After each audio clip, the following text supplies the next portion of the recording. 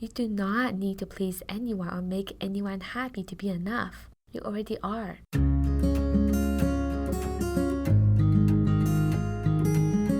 Welcome to the Daring Living podcast, where it's all about personal growth, honest conversations, and exploring what it means to live a passionate, daring life. I'm your host, Shirley Huang.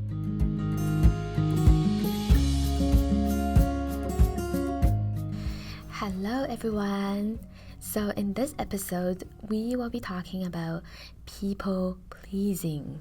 As a recovery people pleaser, this is something that I have really struggled with as well in the past, and it definitely still comes up now once in a while. So we will be talking about some reasons why we have the tendency to people please, and some essential truths that you need to know about people pleasing, and practical tips that you can do to practice in your daily life. Alright, so why do we have the tendency to people please? The first reason is that maybe deep down you are not feeling as though that you are enough. Because really, okay, let's be honest, we do it so that other people can like us, right? Essentially, there is a need to seek external validation from other people and from people who are outside of us so that we can feel better about ourselves. We want people to like us, we want people to value us, so that because they like us, then we can finally feel worthy and enough. And with this, I just want to say that right now, you are already enough. So with this idea of whether you are worthy enough or not, it's very interesting because so often we think that we need to do things for people. We need to have results shown in our life. For example, get good grades, get a good job, have all these fancy things, be productive, for example, something that I really struggled with. We need to have everyone like us so that we can be enough. And I want to say, screw that. Screw that thinking. We are all born worthy. We are all born enough. And it's not even a question of it, whether you're enough or not. You are living, you are breathing. It just is. And along the way, while we are growing up, we go through school, we experience things, and we are taught a certain way that makes us start to feel not enough. I really believe that as adults right now, our job then is to really unlearn all of the things to realize that at the very core, you do not need to please anyone or make anyone happy in order for you to be enough, because you already are. With this, I think some people would argue with me. They would say like, well, how do you prove that you are already born enough? What is the scientific reason to prove that you are born worthy? And my reply would be this: why not? Why not choose to believe that we are all born worthy? Why not believe that you are born worthy? If you think that you are not worthy, is that going to help your life and help you move things forward, help you with where you are? It might be a way for you to help justify yourself for behaving the way you are. But what if you can think differently? What if we are actually all born worthy? Why not think about things from that perspective, right? And as adults now, our job is to unlearn the things that we learned that teach us that we are not enough. You do not need to please anyone or make anyone happy to be enough. You already are. So, if you think that this concept is something that you are struggling with, then I would really encourage you to practice this new thought of I am enough. So write it down as an affirmation on a sticky note and just put it somewhere in your room, somewhere you can look at every single day. And when you see that note, practice saying that to yourself: I am worth it. I am enough. And an action step for you after this episode is to answer this question in your journal. I am worthy because, complete this sentence, And the next day, practice it again. I am worthy because. And every day, choose a different answer. And over time, this is how you practice and practice to really ingrain this concept and this belief in yourself. Alright, so the next reason that I want to talk about for people pleasers is that there is a lack of self-understanding. And what I mean by this is that you do not understand yourself enough, and you are actually not that clear about what is important to you. And because you don't know what your values are, as a result, it's very likely for you to misinterpret other people's requests as your priority. So this is actually something that I used to do a lot. For example, there would be many instances where I would be invited to events hosted by my friends, and they would make it sound very important and very urgent. But because I did not know what's important to me, even though I actually did not want to go, I would mistaken their urgency and their importance as something that I should really care about as well. And this is when we start to put other people's needs and other people's priorities above our own, because we do not understand ourselves enough. We do not know what our priorities are, what our non-negotiables are, and then we take on other people's needs. And as a result, it leads to people pleasing. So in those situations, what you can do is to check in with yourself. Before you make any decisions, to just pause and really stop and check in and listen to yourself. And think about these questions. Is this task or this event that I'm going to, is this my priority right now? Is what I'm about to do something that is important to me? Will I regret doing this after? Also be careful with the last question, because if your headspace at the moment is in the people-pleasing mode, then you were likely to think that no, I want to make my friend happy. I do not think I will regret the situation, right? So really be careful with that. And how you will know if this is the right choice or not is notice how you feel afterwards. Notice how you feel after the event or after you have performed the task.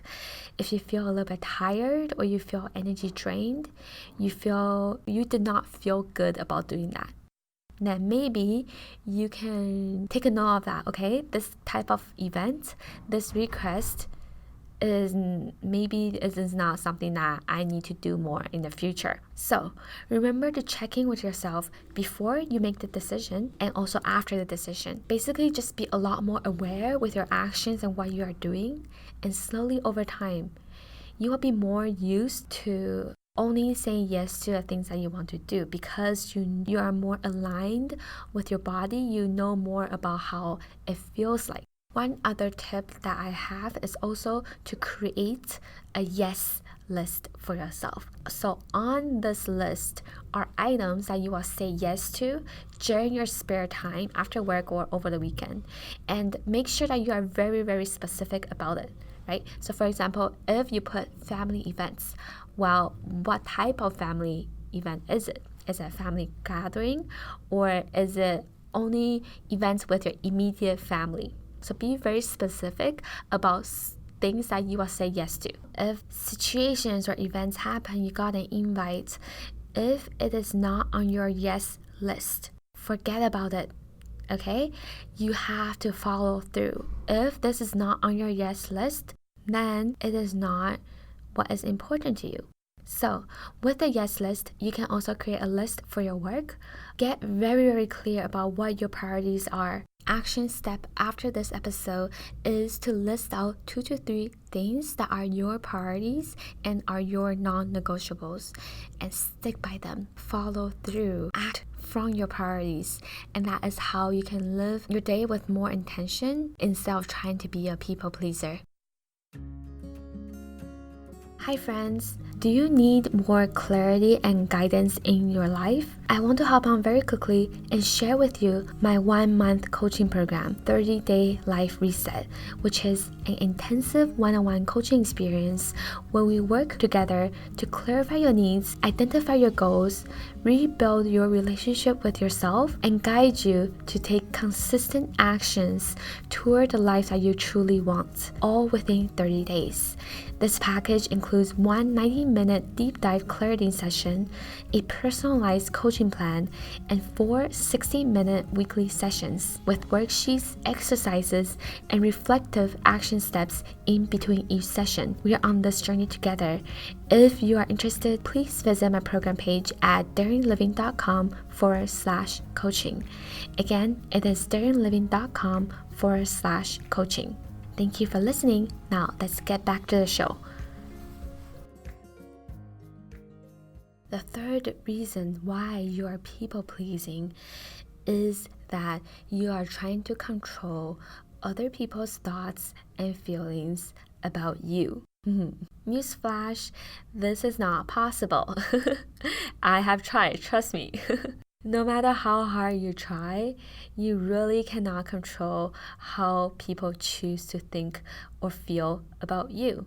You can do the exact same things for 2 different people, and one person might think that you are a total sweetheart, and the other person will just think that you are downright rude. You are doing the same things because essentially other people's thoughts and feelings are not your responsibility to take care of. You are simply responsible for your own thoughts, your own feelings, and your own actions. Instead of trying to use your actions and your words to control how other people think and feel about you, what you need to practice now is to just completely let this go, okay? So just let other people be themselves, just like how you should be allowed to be yourself as well.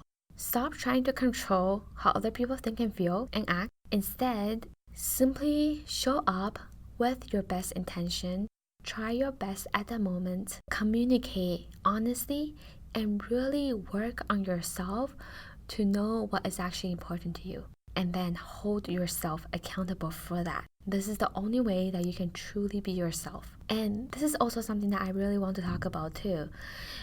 So you might think that people pleasing is something that is selfless, right? You are doing this for other people. But for me, when I think back to all of those times when I attempted to people please others, I'm actually not being honest with them. In a way, I was being very selfish in attempting to manipulate other people so that they will like me more. And I think that the people around me, the people around you, they deserve to hear your honest opinion, right? Your honest feedback, your truth. They deserve to see who you actually are instead of just this pretending side of you. They deserve to see who you actually are. So what other sides of you are you hiding away from? What sides of you are you afraid to let other people know about? It takes a lot of courage for those who tend to people please. It takes courage to be disliked by others. And again, I just want to say that courage is a muscle. It takes practice. It requires constant checking in with yourself, and it is possible. It takes a lot of self-awareness, a lot of being uncomfortable to put yourself in that position to be disliked by others. But I can guarantee you that it is possible and it can be done. If you really think about it, what is the worst that can happen when someone dislikes you? Maybe you might cut off a relationship with that person, and then so what? Are you going to continue to breathe and live your life? Most likely, right? So a lot of these fears, a lot of these struggle, it's really just within ourselves. It's really just within our own mind. I really want to encourage you today to really notice where in your life are you being a people pleaser. Because the more you can let go of this behavior to people please, the more you will feel so much more free and being able to live your life with less constraint. And you will realize that you are actually able to have total control of your own life. and you can create a different result for yourself. So I hope that you enjoyed this podcast episode. If you want to learn more, you can head over to my blog post about today's topic in my show notes. If you find it very helpful, I would really appreciate it if you can leave me a review on iTunes. It just helps this show to be shown to more people on iTunes, and you can also feel free to send me a message or tag me on Instagram at Daring Living.